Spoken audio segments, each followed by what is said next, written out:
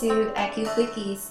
This is a video about acupressure, and I'll be sharing one acupressure point with you that will be about adrenal health, kidney health, okay? Before we begin, I'd just like you to know that I'm not an acupuncturist or a TCM professional. I just happen to have some knowledge about this through trainings that I've done with my own teachers. If you have any other questions, I advise you and encourage you to seek out a licensed practitioner in your local neighborhood. I also do apply this knowledge into my classes that I teach and to a class specifically called Acu-Yin. Okay, so the point that we want to come into today is actually located in the lower back and the lumbar area here.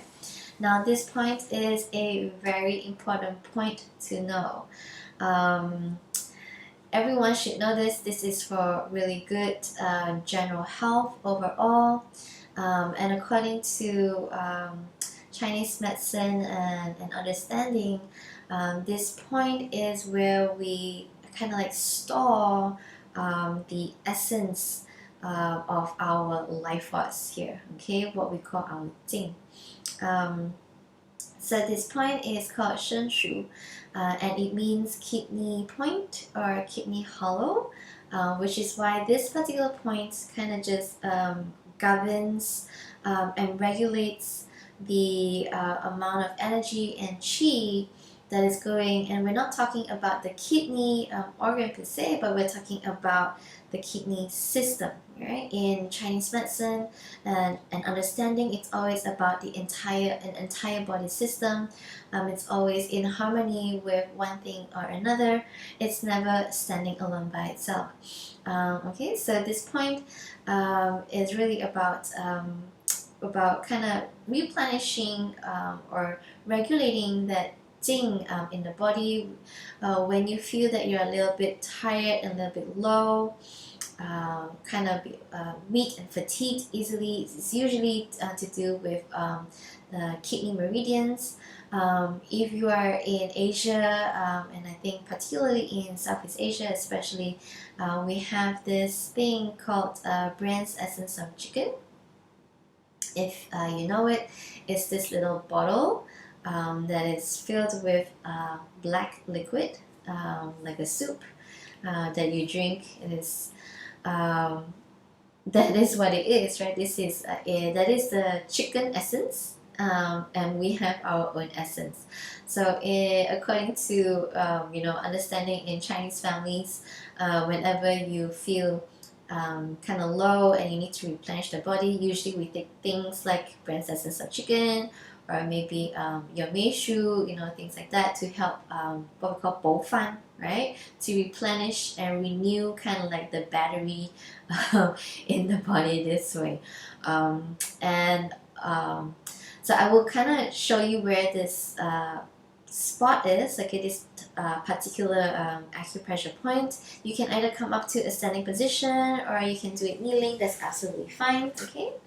So I'm gonna come into an upright position. So okay, we want to first and foremost find where is the top of the pelvic bone, okay, here. So you can use the fingers to trace it here, alright? And we'll be placing, okay, the palms, okay, flat against the top of the pelvic bone this way, and we place it on both sides of the waist, okay, here this way. So if you're not quite sure, you can always bring the hands towards the waist, bring the fingers inwards, the hands inwards, okay, kind of cinch the waist, apply the pressure, and then push the palms down until you hit the bone. And then that's when you know that it's the top of the pelvic bone, your pelvic bone.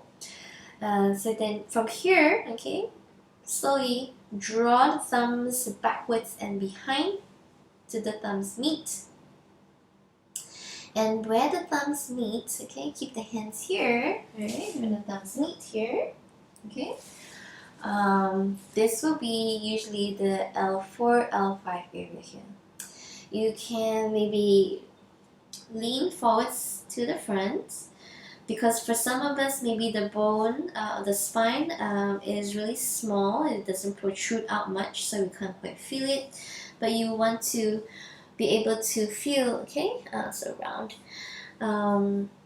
into the back. You want to be able to feel where that protrusion is, okay? And then from here, it takes a little bit of practice sometimes, okay? So from here, so use the fingers and trace it upwards. So you're going to trace it and you can feel the next bone, which is the third lumbar, and then the second lumbar, and you want to be in between, okay, the space of the lumbar, okay, between L2 and L3 area here. Keep the finger here.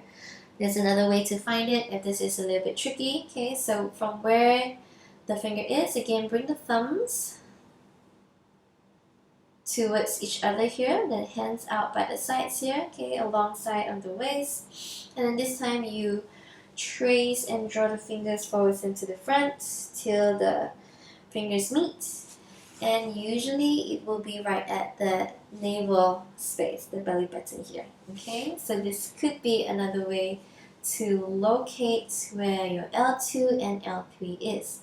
Now, from where that lumbar space is, we have to move about 2 finger widths outwards on either side, on both the right and left side, from the middle of the spine, okay? From the middle of the spine here, okay? So it's about 2 finger width outwards here, and then from this side here, 2 finger widths outwards on the other side. Okay, so from here, again, 2 finger width outwards this way. Okay, so pressing into this spot, applying pressure that is a little bit deep, and then feeling into the space. Maybe you feel a sense of tenderness. Make sure that it's not the bone that you're getting into, otherwise maybe you might have to move slightly upwards or slightly downwards sometimes till you feel,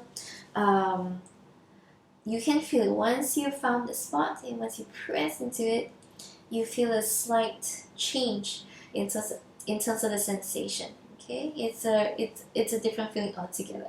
All right, here, pressing into the space here. So press into both this side, both these spots, both these points. Okay, a couple of times here, about 30 times before you release and let it go. And what's really good, about this area as well is that this is the lumbar area here. So if you have any back issues, maybe you're also finding release in the lumbar region here this way too. Okay.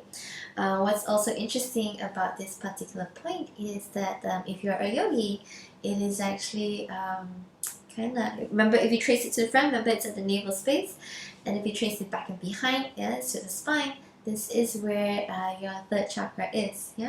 So and that's why this is really important point to know, because you want to keep this really nice and healthy. You want to make sure energy is always flowing through. This is that space, okay? Manipura chakra is the space for action and the space for power, right? So I hope that maybe you found some release, and maybe you found this information really helpful and interesting. Thank you for joining me, and I hope to catch you in the next video. Okay, bye!